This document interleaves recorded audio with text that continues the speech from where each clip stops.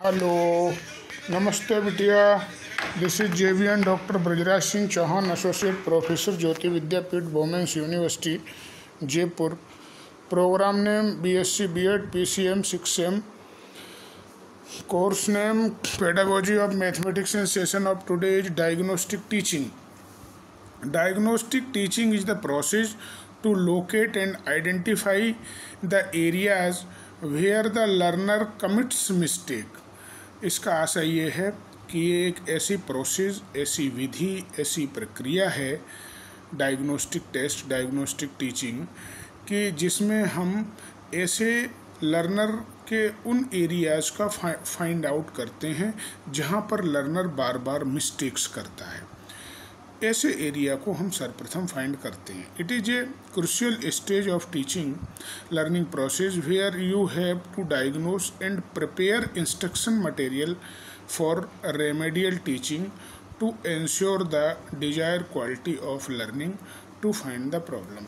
इसका आशय ये है कि सबसे पहले जब हम ये फाइंड आउट कर लेंगे कि लर्नर कहाँ पर मिस्टेक कर रहा है बार बार, तो उसके अकॉर्डिंग फिर हम इंस्ट्रक्शनल मटेरियल को डिज़ाइन करेंगे जिससे उसके द्वारा कमिटेड मिस्टेक्स को रिमूव किया जा सके।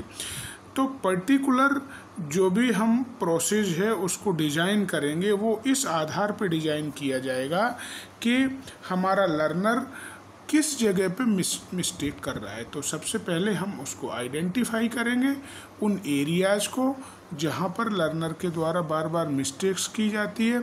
उसके बाद फिर हम पर्टिकुलर इस चीज़ को मस्तिष्क में रख के केप्ट इन माइंड ऑलवेज कि वेयर पर्सन कमिटेड मिस्टेक्स, इस तरह से हम इंस्ट्रक्शनल मटेरियल को डिज़ाइन करेंगे to find out the problem of this. Next step is in the diagnostic testing following points must be kept in the mind. जब हम learner की डायग्नोस्टिक टेस्टिंग करते हैं तो हमें निम्न बिंदुओं को ध्यान में रखना चाहिए, जिसका ये प्रोसेस है। पहला पॉइंट ये है कि who are the peoples student who need help. वो कौन से लर्नर हैं, कौन से पीपल्स हैं, कौन से स्टूडेंट्स हैं जिनको नीड की आवश्यकता है। सबसे पहला स्टेप ये है। Where are the error located. जब वो लर्निंग कर रहे हैं उसके दौरान एरर कहाँ पर आती है, बार बार कहाँ पर कमिटेड मिस्टेक हो रही है, क्या चूक हो रही है लर्नर के साथ में। 4 step of effective diagnostic test. 4 steps of effective diagnostic test. Diagnostic test के 4 स्टेप्स हैं। Identifying the students, analyse the mistake, discover the reason and providing remedial teaching. पहला स्टेप ये है कि हम सबसे पहले आइडेंटिफाई द स्टूडेंट्स। हम ये आइडेंटिफाई करेंगे कि वो कौन से स्टूडेंट हैं जिनको हमें डायग्नोस्टिक टेस्ट के अंतर्गत लेना है। उसके बाद हम देखेंगे एनालाइज द मिस्टेक, वो कहाँ पर मिस्टेक कर रहे हैं उसको हम एनालिसिस करेंगे कि जो भी हम लर्निंग करा रहे हैं उस लर्निंग के दौरान क्या मिस्टेक्स हो रही है। उसके बाद उस मिस्टेक्स के पीछे क्या कारण है। हो सकता है कि लर्नर उसकी प्रीवियस थिंग्स को नहीं जानता हो, कोई भी चीज़ जिसको हम लर्न करा रहे हैं उसकी पिछली चीज़ों को नहीं जानता हो। इस तरह से ये 4 स्टेप्स हैं। Remedial teaching, it is a process to providing help and remedies to the students who are facing problem in any subject area so that they can understanding the concept. It is a process to providing help and remedies to the student. ये ऐसी प्रक्रिया है, ऐसी process है जिससे हम students जो भी प्रॉब्लम को फेस कर रहे हैं उनको हम so that they can understand the concept, जिससे वो उस कंसेप्ट को समझ सकें. Identify the learning gap and providing extra support. हम सबसे पहले ये आइडेंटिफाई करते हैं कि लर्निंग गैप क्या है. उसने जो भी डिजायर्ड जो भी थिंग्स हैं जो उसको नए कंसेप्ट को समझने के लिए आनी चाहिए, वो आ रही हैं या नहीं. उसको नहीं आ रही हैं तो हम उसको ब्रिजिंग करेंगे, उस गैप को ब्रिज करने की कोशिश करेंगे. जिन इंफॉर्मेशन की, जिन कंसेप्ट्स की लर्नर को ज़रूरत है, उसको हम सबसे पहले प्रोवाइड करेंगे. Then it is also called corrective teaching.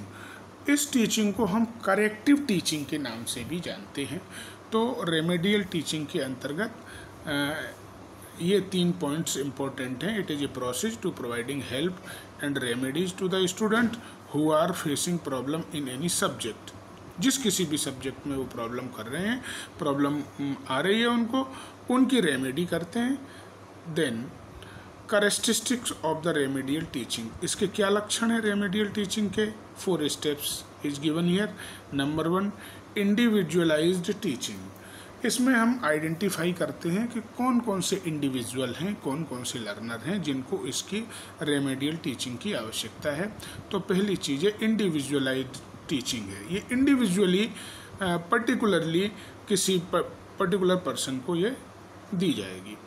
उसके बाद ग्रुप टीचिंग हो सकता है कि एक क्लास में रेमेडियल टीचिंग के लिए 1 से अधिक छात्र हो सकते हैं, जिनको हम ग्रुप में भी टीचिंग दे सकते हैं. 1 स्किल 1 टाइम. ये बहुत इम्पोर्टेंट स्टेप है कि जब भी लर्नर को हम टीचिंग दें तो एक समय में एक स्किल को ही हम उसको प्रिपेयर कराएं. Divide the lesson into the parts. और जो भी लेसन हमको दिया गया है उसको हम डिफरेंट पार्ट्स में डिवाइड कर दें. तो रेमेडियल टीचिंग के कैरेक्टरिस्टिक्स में ये मुख्य 4 बातें हैं कि इंडिविजुअलाइज्ड टीचिंग होनी चाहिए. यदि एक क्लास में कुछ अधिक 4, 5, 6 बच्चे हैं तो उनको हम चारों को एक साथ बैठा के रेमेडियल टीचिंग दे सकते हैं. Difference between diagnostic test and remedial teaching. Remedial teaching और डायग्नोस्टिक टेस्ट में क्या डिफरेंस है, ये नीचे ये दिया गया है. डायग्नोस्टिक टेस्ट और remedial teaching. For the teacher and for the student. For the teacher, tell teacher where the problem lies. Focus on problem areas. Indicate teacher to improvise the teaching method. Remedial teaching में teachers के लिए क्या आवश्यक है? ये help teacher give specific feedback and help to plan the next step. ये दोनों के बीच में डिफरेंस है. इसके बाद स्टूडेंट्स के लिए help student to identify problem areas. Problem area को सबसे पहले हम आइडेंटिफाई करते हैं. रेमेडियल टीचिंग में क्या करते हैं? Help to improve performance. हम उनके परफॉर्मेंस को सुधारते हैं. जबकि डायग्नोस्टिक टीचिंग में हम स्टूडेंट्स की क्या प्रॉब्लम एरिया है उसको फाइंड आउट करते हैं. Next one, provide feedback and support. Feedback लेते हैं और उनको सपोर्ट प्रोवाइड करते हैं. स्टूडेंट्स को प्रोवाइड अपॉर्चुनिटी टू इम्प्रोवाइज. बच्चे लर्नर को हम अवसर प्रदान करेंगे कि वो अपने आप को इम्प्रूव करे, इम्प्रोवाइज करे. ये difference between diagnostic test and remedial teaching है.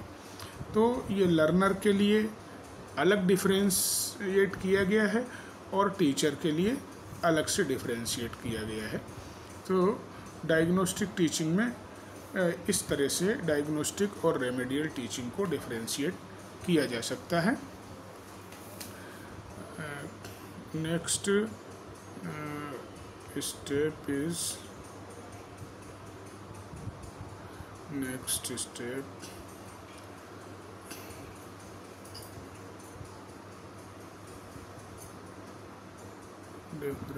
differentiation. Next one, practice problems. First problem is remedial teaching refers to teaching to address learning gaps, to test learner periodically, teaching tuitions to help bright learner to excel. So answer is A, to address learning gaps. Remedial teaching हम क्यों करते हैं? Learning gaps को remove करने के लिए. First step of diagnostic teaching. Diagnostic teaching में first step है identifying the students. Next question number 3, remedial teaching is known as. Remedial teaching को हम करेक्टिव टीचिंग भी कह सकते हैं. So answer is D. Remedial teaching is also known as a corrective teaching. Next question, diagnostic and remedial teaching is useful for teacher, parents, students, teacher and students both. So answer is teacher and students both. Next, how many skills should be teach in remedial teaching at a time? Number of skills, one skill one time. According to the number of students, none of these. One skill one time. It is compulsory. One skill, we should learn one skill in one time. So I hope you are satisfied with this session. If you have any query, please mention in comment box. I will resolve it. Thank you very much.